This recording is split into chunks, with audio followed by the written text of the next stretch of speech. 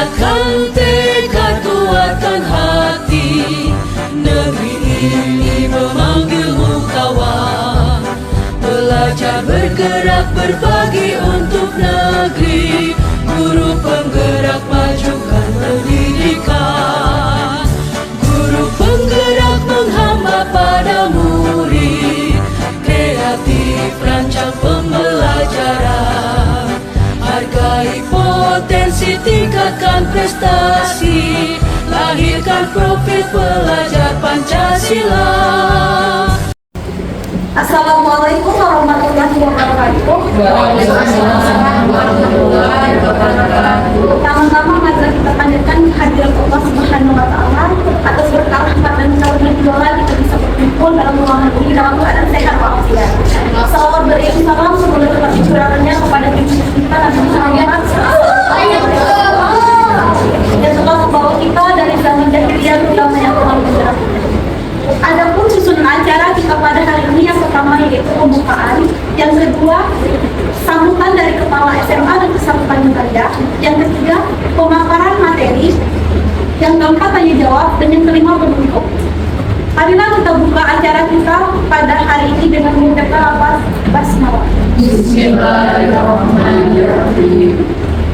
Acara selanjutnya yaitu sambutan dari Kepala SMA Negeri 1 Tanjung Raja kepada Ibu Dr. Ana Sutinawati, MSI, dipersilakan untuk membuka dari aksi nyata CDP Angkatan 8 Kabupaten Ogan dalam menerapkan budaya positif di SMA Negeri 1 Tanjung Raja melalui keyakinan luas, kebutuhan dasar manusia dan pendidikan berkualitas serta restitusi 5 posisi workshop. Kepada Ibu, silakan. Terima kasih. Assalamualaikum warahmatullahi wabarakatuh. Saya banggakan ya sama Ibu di SPN ini calon guru penggerak angkatan 8. Selama itu sudah sampai pada tahap ini, Bapak Ibu yang akan mengikuti kegiatan ini, diskusi aksi nyata penerapan budaya positif di SMA Negeri 1 Tanjung Raja. Harapan saya, semoga kegiatan ini akan sangat bermanfaat membawa perubahan yang pasti kepada diri pribadi Bapak Ibu dulu. Jadi artinya budaya positif itu kita yang harus menerapkannya dulu sebelum kepada anak. Contoh yang paling gampang boleh Bu Yana ya. Jadi contoh yang paling gampang untuk penerapan kejujuran, kalau kita sudah jujur sama anak juga akan menanamkan rasa percaya kepada kita, artinya dia punya keyakinan kepada kita. Keyakinan anak yang dititipkan oleh orang tuanya di sekolah dalam sekian jam dari pagi sampai sore itu sebenarnya kalau mereka punya keyakinan kepada ibu bapaknya, mereka akan sehat, mereka akan sehat di sekolah, di kelas terutama. Tetapi ketika dia tidak punya keyakinan dalam tanda kutip, ketika guru meninggalkan kelas, tetapi izinnya kemana, dicari kemana, ketemunya di mana, kan anak-anak tidak akan mungkin punya rasa percayaan. Kita tanamkan kepada anak, kalau kita lapar, anak-anak saya izin, ibu izin makan 5 menit ya di kantin karena ibu perlu sarapan.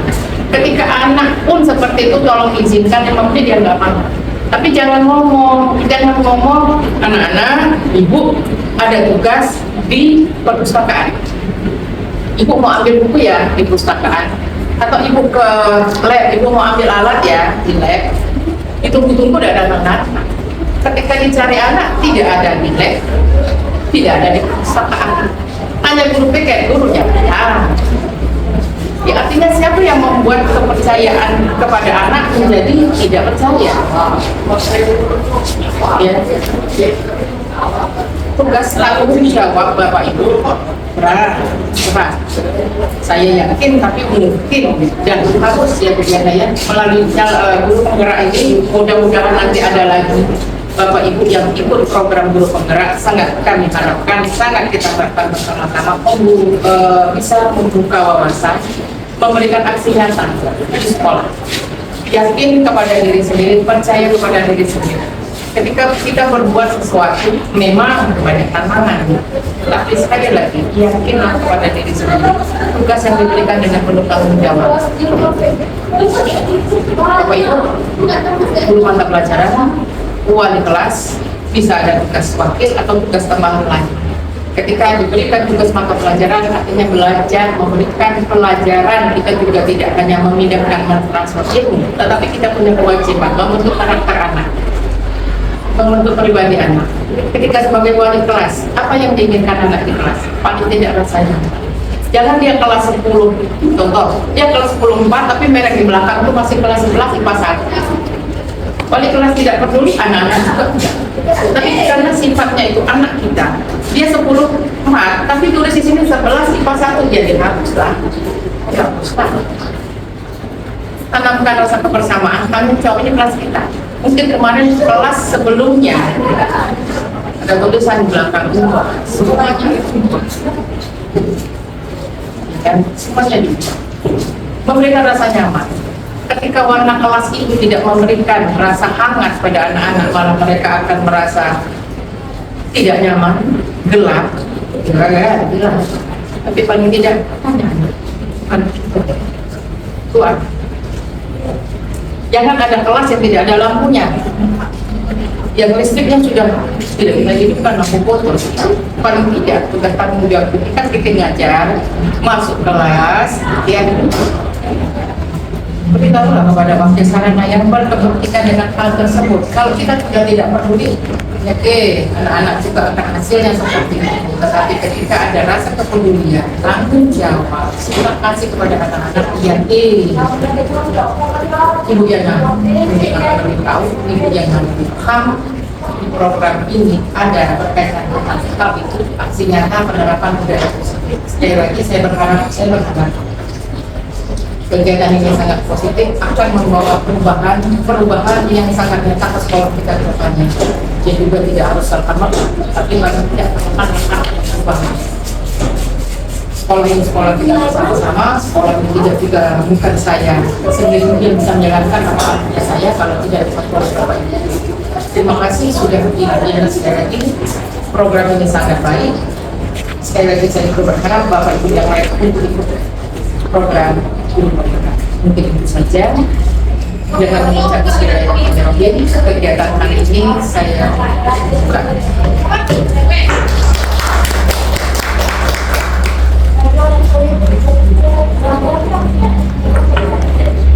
Terima kasih kepada Ibu Kepala SMA Negeri 1 Panijaja, Ibu Dr. Ana Sulisnawati MSI sudah memberikan sambutan dan sekaligus membuka acara kita pada hari ini. Selanjutnya yaitu pemaparan materi oleh Ibu Heliana Suryati, SPD MPD, kepada Ibu dipersilakan.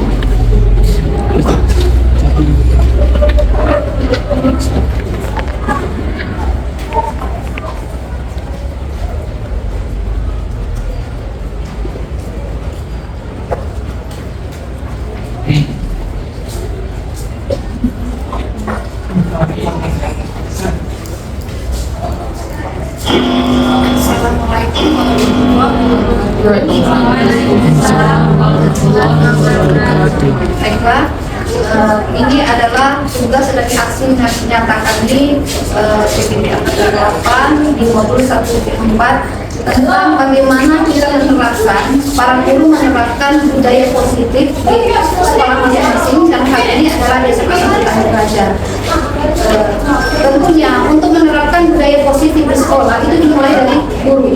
Sesuai dengan pemikiran Ki Hajar Dewantara, itu adalah bahwa guru adalah among atau pamong bagi siswa. Jadi kita bagaimana memerdekakan siswa. Jadi tidak lagi konsep bahwa guru adalah ilmu itu berasal dari guru, tapi bagaimana kita mengasah kemampuan siswa, membantu mereka menerapkan, menemukan bakat dan minat mereka.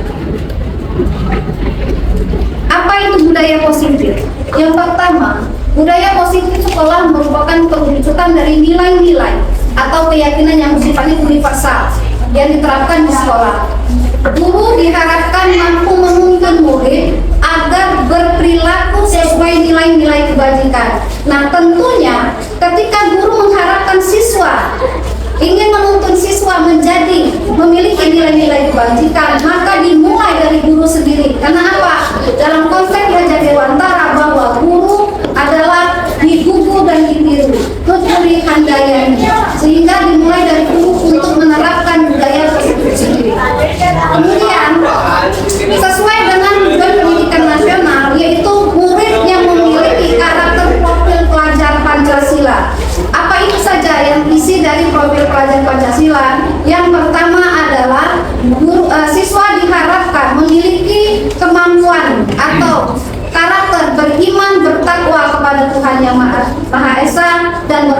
Ya. Kemudian siswa juga diharapkan ya guru memberikan contoh dan menuntun siswa untuk bersifat memiliki bernalar kritis, kemudian kreatif, gotong royong, mandiri, dan mempunyai kebinekaan global. Artinya apa? Saling menghormati walaupun kita memiliki perbedaan-perbedaan baik suku, bangsa maupun agama, suku dan agama. Sehingga untuk membangun budaya positif tersebut, sekolah perlu ya sangat penting untuk menyediakan lingkungan yang positif. Lingkungan positif seperti apa?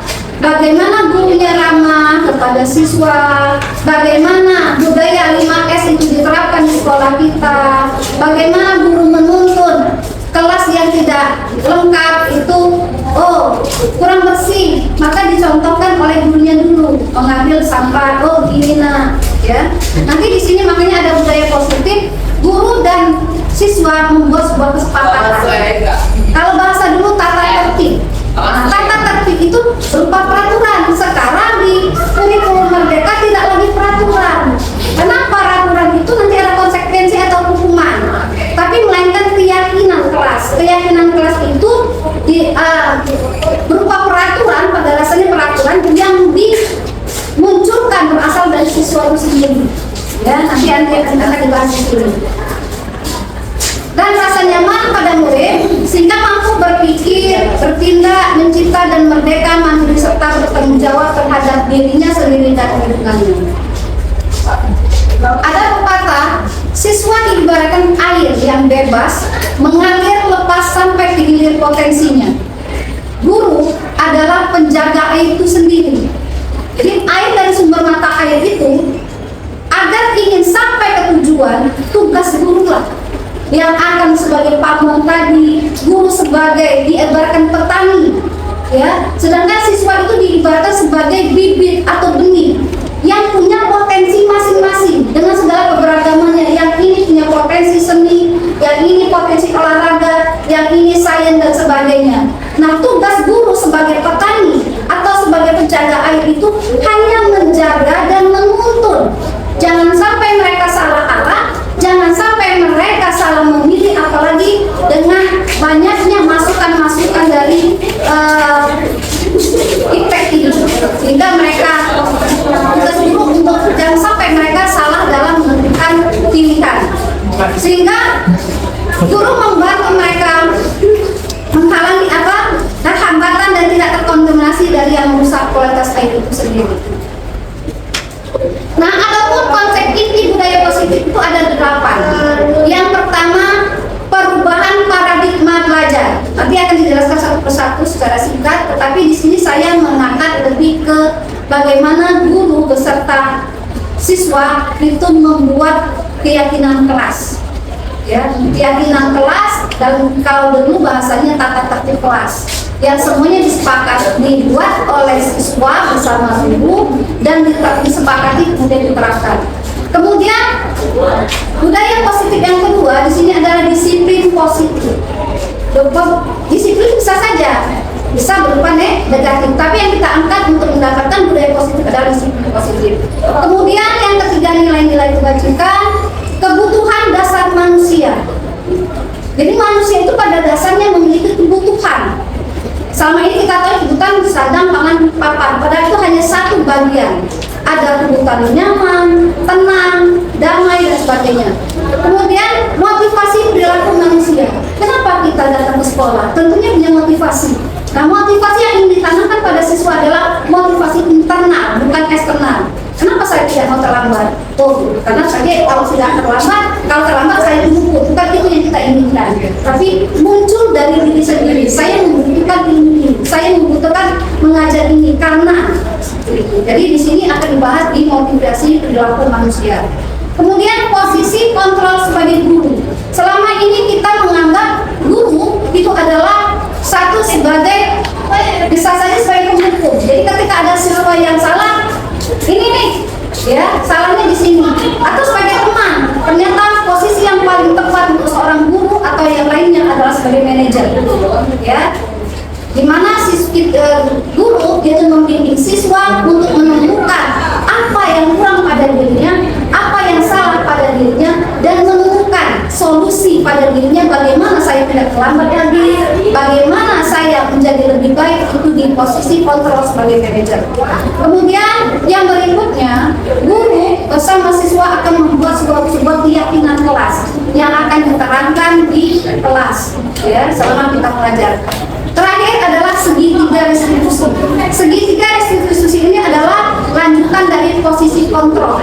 Kalau selama ini kita menghadapi siswa itu dengan kalau kamu begini akan begini, ternyata kurang tepat. Itu namanya konsekuensi atau bahkan hukuman. Karena hukuman itu bisa menyebabkan ada rasa luka di dalam hati jiwa siswa, menyebabkan dia bahkan dendam dengan guru. Tetapi yang paling tepat adalah segitiga restitusi. Ya. Kemudian dimulai dengan yang pertama, nilai-nilai kebajikan. Nilai kebajikan adalah sifat positif manusia yang merupakan tujuan mulia yang ingin dicapai oleh setiap individu.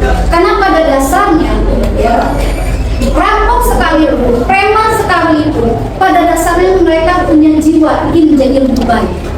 Tapi karena lingkungan yang bisa membuat mereka seperti itu dan tuntutan, ya sehingga mereka menjadi sulit untuk keluar memunculkan nilai-nilai kebajikannya.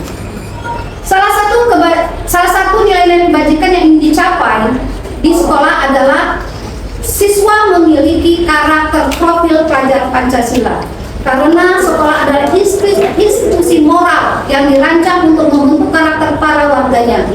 Keputusan sekolah akan merefleksikan nilai-nilai yang dijunjung tinggi oleh sekolah tersebut dan akan menjadi rujukan atau teladan bagi seluruh warga sekolah. Nilai-nilai kebajikan apa saja yang bersifat universal tersebut?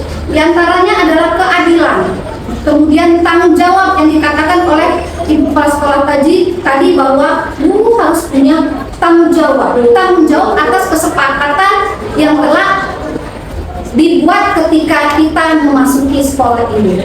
Kemudian kejujuran, tadi sudah dikatakan tadi jujur. Sebelum kita menuntut orang lain jujur, kita jujur dulu pada diri sendiri. Kemudian bersyukur, lurus hati, berprinsip, integritas, memiliki integritas, kasih sayang, rajin, komitmen, percaya diri, kesabaran dan sebagainya. Kemudian yang kedua adalah disiplin positif. Apa itu disiplin positif? Ada usaha seseorang untuk belajar, mengontrol, dan menguasai diri sendiri dalam memilih tindakan yang mengacu pada nilai-nilai yang dihargai. Jadi mengontrol diri itu untuk menguasai, memilih tindakan mana yang mempunyai nilai, bukan tindakan yang senyaman saya, bukan. Kita suka berpikir, senyaman aku baik, senyaman saya. Padahal tidak. Di sini yang dikatakan disiplin positif adalah mengontrol diri agar kita bisa bersikap bertindak sesuai nilai-nilai yang dihargai, dipercayai, memiliki tujuan mulia yang diinginkan. Disiplin positif hanya akan terwujud jika motivasi yang dimiliki siswa atau guru dalam menerapkan itu berasal dari motivasi internalnya, bukan karena eksternal, bukan karena penghargaan, bukan karena hukuman dan sebagainya. Kemudian tujuan dari disiplin positif itu sendiri di sekolah adalah menanamkan motivasi yang pada murid untuk menjadi orang yang mereka inginkan dan menghargai diri sendiri dengan nilai-nilai yang mereka percaya. Tentunya nilai-nilai yang positif. Kemudian yang berikutnya adalah disiplin positif. Disiplin positif merupakan model disiplin yang difokuskan pada perilaku positif murid agar menjadi pribadi yang penuh hormat. Nah, di sini ditekankan bukan hanya murid tadi, guru adalah yang dibuku dan ditiru, dimulai dari gurunya. Yang difokuskan pada perilaku positif murid agar menjadi pribadi yang penuh hormat dan bertanggung jawab. Jadi ketika kita memenuhi sebuah tanggung jawab bukan karena penghargaan, bukan karena hukuman, tapi karena kita menghargai diri kita sendiri, karena kita adalah orang yang berminat dan bertanggung jawab. Secara emosional, disiplin positif mengajarkan keterampilan sosial dan emosional dan keterampilan kehidupan yang penting dan cara penuh hormat dan membesarkan hati, tidak hanya bagi murid tapi juga bagi orang dewasa, termasuk orang tua, guru, staf administrasi dan lainnya. Yang ketiga adalah keyakinan kelas. Nah, dalam sini saya mengangkat judul penerapan budaya positif melalui kesepakatan keyakinan kelas. Apa yang latar belakangi saya mengambil judul ini? Di era modern ini, banyak hal negatif yang dapat mempengaruhi murid. Maka sangatlah penting untuk menanamkan budaya positif di lingkungan sekolah, sehingga diharapkan akan membentuk karakter positif pada murid yang dapat diterapkan dalam kehidupannya, termasuk di lingkungan masyarakat. Ki Hajar Dewantara menekankan sangatlah penting untuk menerapkan pembelajaran yang memberikan kemerdekaan pada murid. Namun guru sebagai pamong tetap menuntun dan memberikan arahan agar murid tidak salah arah. Mendidik anak dengan budaya positif berarti mempersiapkan masa depan anak yang berkarakter dan berbudaya sebagai manusia maupun sebagai anggota masyarakat.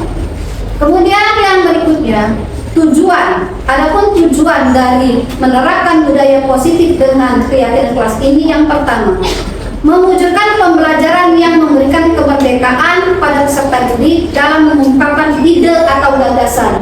Jadi ketika kita membuat sebuah peraturan kelas atau tata tertib, bukan nak tidak boleh bawa HP, nak tidak boleh ribut, tapi tawarkan dulu. Jadi ide itu berasal dari siswa, dari murid, sehingga dari situ akan memberikan kesempatan mereka mengungkapkan ide. Oh Bu, pena saya ini suka hilang. Nah, dari situ apa keyakinan peraturan yang akan kita buat atau tata tertib? Tidak meminjam barang, mengambil barang teman tanpa izin. Itu salah satu kalimat yang akan dibuat dalam tata tertib atau keyakinan kelas itu.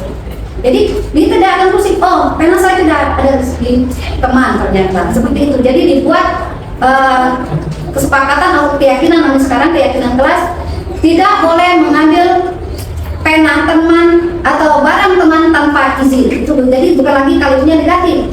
Kalau negatif tidak boleh, itu tidak baik lagi digunakan di kurikulum merdeka ini, ya. Kemudian membentuk karakter mandiri dan bertanggung jawab. Kenapa? Karena ide itu berasal dari mereka. Setelah ide itu berasal dari mereka, disepakati, berarti kita harus menerapkan sama-sama. Kan sama-sama kita membuatnya. Kan berasal dari dirimu juga. Jadi enak kita ngomong seperti itu. Kemudian menanamkan budaya disiplin, menumbuhkan motivasi intrinsik karena itu berasal dari diri mereka sendiri. Dan terciptanya tentunya ini yang kita inginkan, lingkungan kelas sekolah yang aman dan nyaman. Upaya dalam membangun budaya positif di sekolah berpihak pada murid diawali dengan membentuk keyakinan kelas yang mendukung terciptanya budaya positif, yaitu dengan menyusun kesepakatan kelas. Kesepakatan kelas yang efektif dapat membantu dalam pembentukan budaya disiplin positif di kelas, yang tentunya ketika sudah tertanam di siswa, misalnya tidak boleh membuang sampah, itu tidak boleh lagi, tapi kalimatnya diganti, bukan tidak boleh membuang sampah sembarangan, kalimatnya diganti membuang sampah pada tempatnya. Jadi kata tidak boleh itu kesannya menimbulkan konotasi adanya hukuman ketika ada pelanggaran. Tapi kalau misalnya berasal dari ide mereka sendiri, pemikiran mereka sendiri, membuang sampah pada tempat. Ketika dia tidak, oh saya yang melanggar omongan saya sendiri, seperti itu.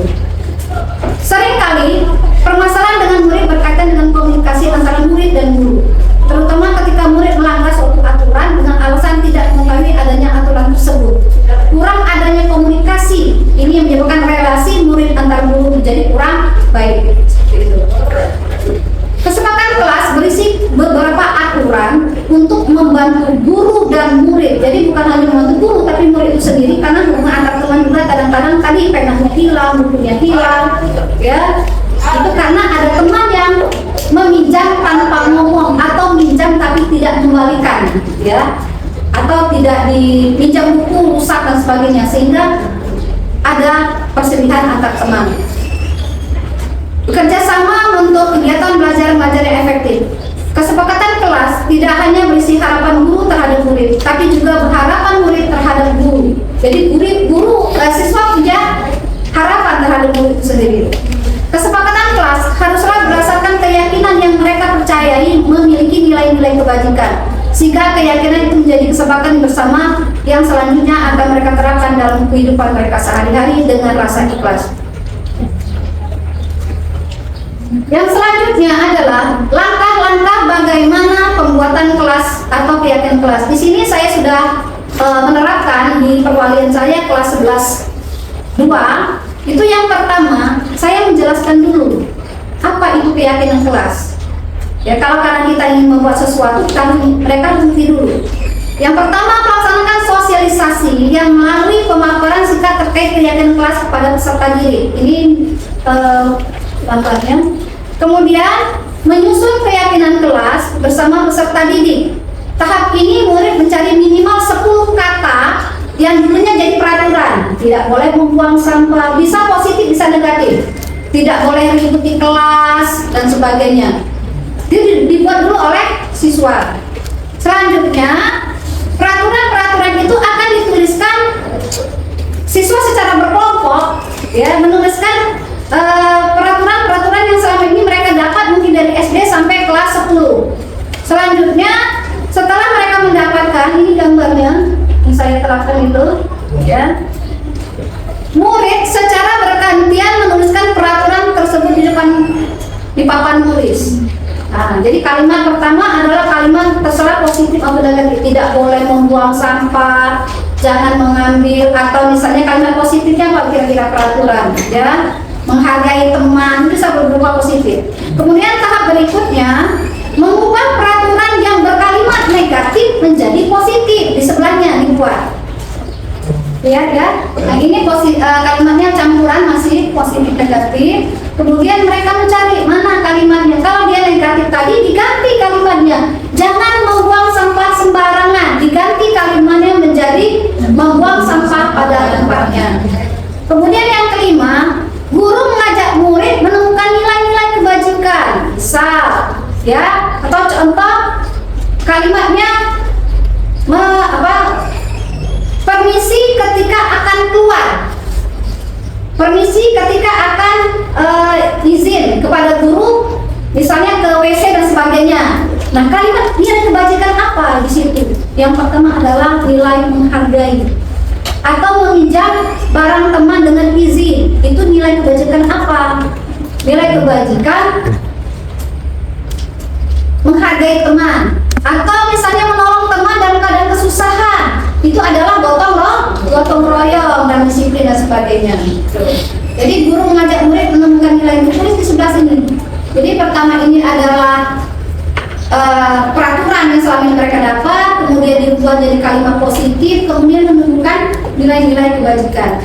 Tahap berikutnya, guru membimbing siswa untuk menyimpulkan dan menuliskan di kertas atau di kertas berwarna, ya, dan mendiskusikan nilai-nilai tersebut dan kemudian disepakati bersama. Sepakat kalimat ini. Ketika mereka sepakat, maka itu akan menjadi tata tertib atau keyakinan di kelas. Selanjutnya, tahap berikutnya membuat semacam mandi, ya, entah itu karton dan sebagainya, menuliskan hasil keyakinan kelas tersebut yang sudah disepakati di kertas sticky notes atau yang lainnya, ditempel di karton, selanjutnya ditempel di dinding yang mudah terlihat, biasanya di awal masuk dan sebagainya. Jadi kita sediakan, oh, saya harus begini. Rambut tidak boleh panjang, itu kalimat negatifnya. Tapi kalimat positifnya apa kira-kira? Penampilan harus sesuai, misalnya harus rapi, sesuai dengan penampilan pelajar dan sebagainya itu. Sehingga mereka ketika melanggar, mereka sadar sendiri, oh, saya sudah melanggar seperti itu. Demikianlah untuk yang keyakinan kelas, kemudian sudah ditempel. Budaya positif berikutnya adalah segitiga restitusi. Nah, segitiga restitusi inilah berupa hukuman dan sebagainya yang dianggap selama ini kita menghukum adalah efektif, ternyata tidak efektif. Jika suatu pelanggaran kesepakatan dilakukan murid, biasanya guru akan memberikan teguran atau konsekuensi dari pelanggaran peraturan, bahkan hukuman kepada murid. Kondisi ini ternyata berdampak negatif pada murid secara psikologis. Maka solusi yang sebaiknya dimudahkan menggunakan restitusi. Jadi ada istilah restitusi. Dan saya juga baru menemukan istilah ini setelah mengikuti CDP. Jadi bukan konsekresi tapi namanya restitusi. Restitusi itu apa? Proses menciptakan kondisi bagi murid untuk memperbaiki kesalahan mereka. Jadi menimbulkan kesadaran sehingga mereka bisa kembali pada kelompok mereka dengan karakter yang lebih kuat dan lebih baik. Melalui restitusi, ketika murid berbuat salah, guru akan menanggapi dengan cara yang memungkinkan murid untuk membuat evaluasi internal tentang apa yang telah mereka lakukan untuk memperbaiki kesalahan dan mendapatkan kembali harga dirinya. Apa itu ciri segitiga restitusi? Restitusi bukan menebus sebuah kesalahan. Kalau hukuman menebus, ini bukan, namun untuk belajar dari sebuah kesalahan. Kemudian restitusi adalah tentang memperbaiki hubungan dan memperkuatnya. Kalau ada sebuah kesalahan, saya perbaiki bahkan lebih baik lagi dari sebelum-sebelumnya. Restitusi menuntut untuk melihat ke dalam diri, mencari kebutuhan dasar mendasari, kemudian fokus pada karakter, kemudian fokus pada solusi atau pencarian masalah, menjawab masalah, dan mengembalikan murid yang berbuat salah pada kelompoknya. Budaya positif berikutnya adalah motivasi perilaku manusia. Guru meninjau kembali penerapan disiplin di dalam ruang kelas mereka selama ini. Apakah efektif dengan aturan selama ini? Apakah telah memerdekakan siswa dan sebagainya? Menurut Dian dan Gosen, ada 3 motivasi perilaku manusia. Yang pertama, kita melakukan sesuatu itu karena ingin menghindari ketidaknyamanan atau hukuman. Yang kedua, untuk mendapatkan imbalan. Kalau saya begini, nanti nilai saya besar. Itu hanya untuk mendapatkan imbalan atau hadiah dari orang lain. Yang ketiga, ini yang diharapkan dari karakter murid, juga karakter kita semua, untuk menjadi orang yang mereka inginkan dan menghargai diri sendiri dengan nilai-nilai yang mereka percaya. Jadi ini yang ketiga yang terbaik. Kemudian 6, kebutuhan dasar manusia. Kebutuhan seluruh tindakan manusia itu pasti punya tujuan tertentu. Kenapa murid ini ribut? Kenapa dia tidak masuk? Tentunya punya tujuan. Ketika seorang atau murid melakukan suatu perbuatan yang bertentangan dengan nilai kebajikan atau melanggar, hal itu sebenarnya dikarenakan mereka gagal untuk memenuhi kebutuhan dasar mereka. Untuk lebih jelasnya, mari kita lihat satu persatu. Yang pertama, kebutuhan apa saja? Bertahan hidup. Nah, bertahan hidup ini yang selama ini kita ketahui bahwa kebutuhan dasar kita hanya sandang, pangan, papan. Ternyata itu hanya satu bagian. Bertahan hidup ini di sini, ya, sandang, pangan, papan. Kemudian apa kebutuhan lain dari diri kita? Kasih sayang dan rasa diterima. Jangankan murid, yang masa perkembangan kita saja butuh kasih sayang, butuh merasa diterima dulu dalam komunitasnya, dalam kelompoknya. Ketika kita tidak merasa diterima, merasa kurang dihargai, kita sudah capek tapi masih dimarah, ya, itu menimbulkan. Makanya akan ada perilaku dari manusia itu yang akan keluar dari nilai-nilai kebajikan. Kenapa? Karena dia punya alasan. Saya sudah capek, tapi saya tidak dihargai, sehingga keluarlah sifat karakter kita sebenarnya ingin dihargai. Kemudian adanya kesenangan, kesenangan yang tidak mengganggu. Tentunya budaya positif, kesenangan yang tidak mengganggu kesenangan orang lain, tidak melanggar nilai-nilai kebajikan. Kemudian nilai kebutuhan dasar itu kebebasan, bebas yang bertanggung jawab tentunya dalam budaya positif. Dan terakhir adalah penguasaan. Penguasaan ini ketika milik kita, hak kita mulai diganggu orang lain, ya, bukan berarti konotasi negatif penguasaan ini, tapi penguasaan apa yang kita miliki tidak ingin diganggu orang lain. Itu masuk dari kebutuhan dasar manusia. Kemudian posisi kontrol guru. Nah, selama ini kita ada sebagai penghukum, membuat anak menjadi bersalah. Penciptaan disiplin dengan hukuman, baik itu positif maupun negatif. Positif itu sebenarnya ada hal-hal tertentu, ya, dan termasuk penghargaan tidak sesuai lagi dengan paradigma penciptaan disiplin positif. Jadi memberikan hadiah. Nanti kalau kamu hafal dikasih duit 100.000, itu biasanya seperti itu kan? Atau hadiah apa? Ternyata itu adalah motivasi eksternal. Ketika tidak lagi ada hadiah atau guru ini memberi hadiah, guru ini tidak, maka dengan guru yang ngasih hadiah saja dia menerapkan peraturan itu atau berbuat kebaikan itu. Guru yang lain tidak. Karena apa? Karena ada janji-janji manis. Nah, seperti itu. Jadi bukan faktor eksternal, internalnya. Maka kita perlu merubah bagaimana membangun disiplin positif kita dengan terlebih dahulu merubah paradigma atau pemikiran kita tentang kontrol terhadap pihak lain. Yang pertama, ada 5 posisi kontrol seorang guru. Sebagai penghukum, tentu sebagai penghukum itu kalau tidak enak. Kalau mak ini, aku mak itu konsekuensi sebenarnya sama saja hukuman ya. Kadang-kadang bahkan terkadang seorang guru yang memakai posisi sebagai penghukum itu lebih dari kesalahan. Kesalahan apa yang dihukumnya lebih dari itu. Kemudian pembuat merasa bersalah. Nah, kalimat ini biasanya guru berkata manis. Nah, itulah capek, kami masih itu.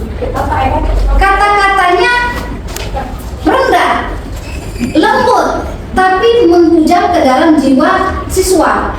Dia merasa, ya Allah, ibu bila sayangnya dengan aku masih terus itu lagu dia tidak baca aku seperti itu. Menyebabkan dia justru merasa menyalahkan diri sendiri. Kalau sebagai penghukum, kalimatnya jelas.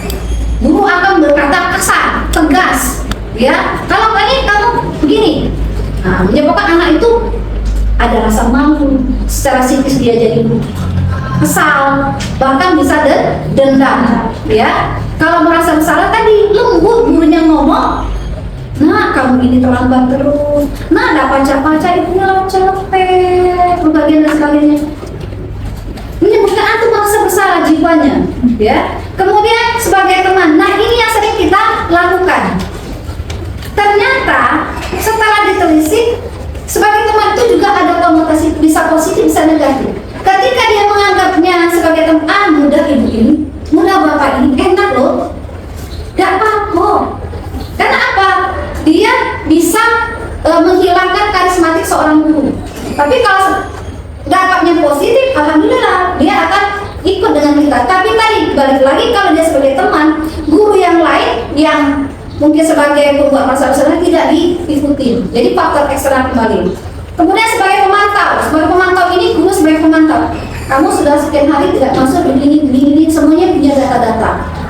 Ujung-ujungnya nanti ada penghukuman atau konsekuensi. Dan yang paling tepat itu posisi guru sebagai manajer. Kalimat karismatik, tapi menimbulkan pemahaman kepada siswa bahwa oh saya salah. Sehingga ada perbaikan ke depannya tanpa menurunkan karisma seorang guru dan tidak menimbulkan rasa takut atau dendam pada siswanya. Kemudian yang terakhir, perubahan paradigma belajar. Pembelajaran dengan paradigma baru merupakan pembelajaran yang dirancang berdasarkan prinsip-prinsip pembelajaran sehingga peserta didik belajar sesuai kebutuhannya yang akan akhirnya mewujudkan profil pelajar Pancasila yang menjadi tujuan nasional. Jika budaya positif telah tertanam di karakter semua warga sekolah dan terlaksana dengan baik, maka diyakini akan terciptanya lingkungan belajar yang aman dan nyaman serta mampu menciptakan kolaborasi antar warga sekolah termasuk orang-orang tua murid. Nilai-nilai positif yang dimiliki murid akan berkembang, terciptanya pribadi yang berkualitas, berkarakter baik sesuai dengan profil pelajar Pancasila. Demikianlah pemaparan dari saya sebagai calon guru penggerak angkatan 8. Terima kasih atas perhatiannya dan saya kembalikan ke moderator. Terima kasih kepada Ibu Heriana Zuriati SPD NPD atas pemaparan materinya. Selanjutnya yaitu sesi tanya jawab kepada Bapak Ibu guru yang ingin bertanya, silakan. Silakan Bapak Ibu.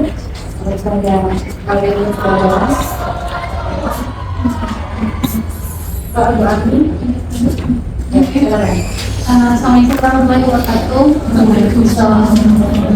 Izin bertanya dari semua penjabaran yang Ibu jelaskan tadi, yang ingin saya tanyakan adalah tadi kan kata peraturan harus diganti dengan kata keyakinan. Iya, bukan Nah, harus kalau harus itu langsung gitu ya. Sebaiknya Diperbaiki.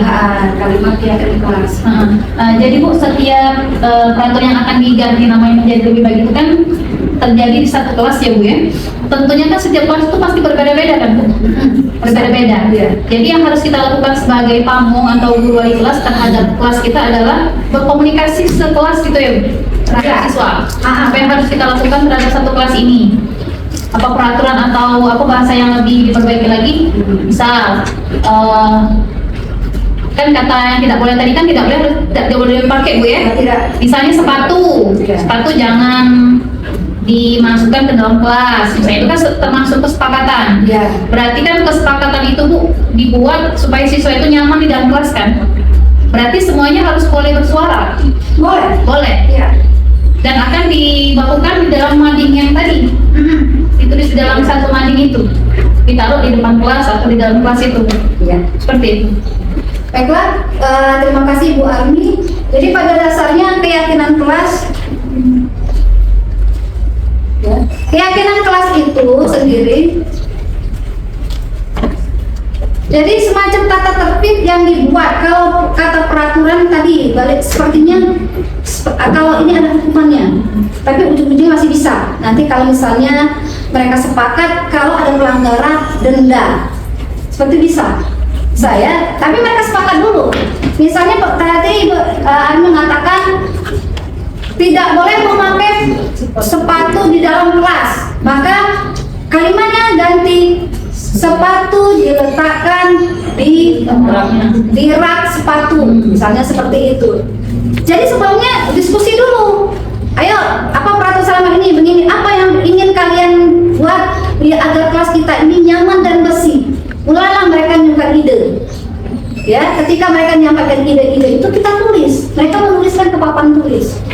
Bisa konotasi, bisa kalimat yang berupa kalimat positif, bisa negatif. Selanjutnya, selesai semua sudah tidak ada lagi. Jadi ide itu berasal dari mereka. Tentunya kita bisa memasukkan ide. Ya, tadi misalnya jangan bergantian berbicara. Bisa. Jadi kalau jangan sampai guru ngomong, mereka ikut ngomong. Itu dibuat. Nah, kemudian apalagi biasanya tidur di dalam kelas di saat di saat jam belajar, itu termasuk yang harus kita buat. Nah, selanjutnya itu dibuat dalam kalimat positif dan dituliskan menjadi seperti mading berupa keyakinan kelas. Keyakinan itu disepakati dulu, sepakat nggak? Sepakat, baru dituliskan. Nah, bukan hanya wali kelas yang akan membuat kesepakatan kelas itu. Setiap guru yang akan masuk tentunya ada tidak ada nih di kelas ini yang saya inginkan. Misal tidak ada tidur dalam kelas, misal. Jadi ketika kita masuk misalnya pelajaran bahasa Inggris misalnya, setelah kita membuka dan sebagainya sebelum masuk ke materi, hari ini kita buat kesepakatan kelas. Yang pertama apa?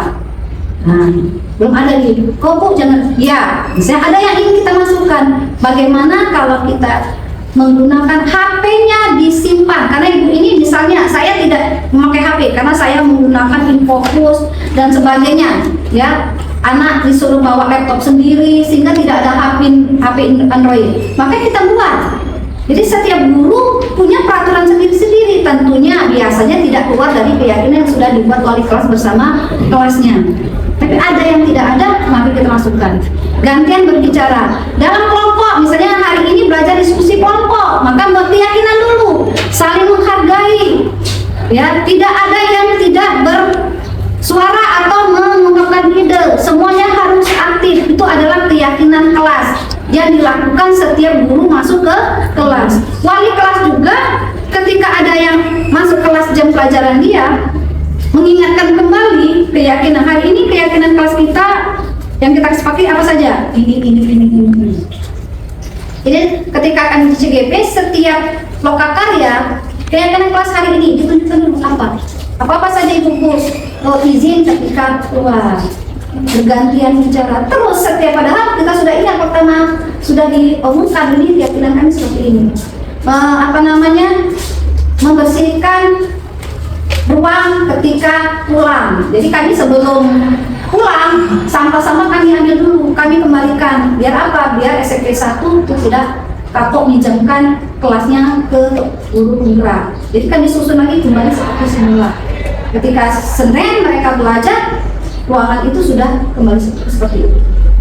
Jadi seperti itu. Jadi kesepakatan itu bukan hanya yang buat wali kelas dengan siswa, tapi setiap guru yang masuk kelas boleh membuat kesepakatan. Karena kita kadang-kadang itu kan kesepakatan saya, mindset mereka bahwa itu kan kesepakatan kami dengan wali kelas, bukan dengan guru ini. Jadi guru boleh, bahkan sangat diharuskan.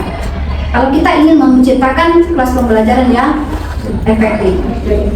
Demikian Bu Ami, kami kasih Bu. Tidak ada pertanyaan lain?